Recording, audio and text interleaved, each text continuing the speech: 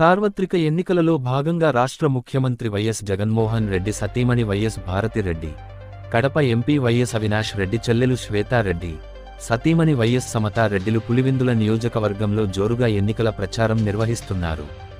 అందులో భాగంగా బుధవారం ఉదయం సింహాద్రిపురం మండలం రావులకొలను గ్రామంలో వారు ఎన్నికల ప్రచారానికి శ్రీకారం చుట్టారు.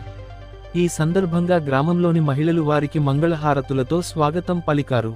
ఈ ఎన్నికల ప్రచారంలో సింహాద్రిపురం మండల ఉపాధ్యక్షుడు దేవిరెడ్డి శ్రీకాంత్ రెడ్డి డప్పు కొట్టి చిందులేస్తూ ఉత్సాహంగా కనిపించారు.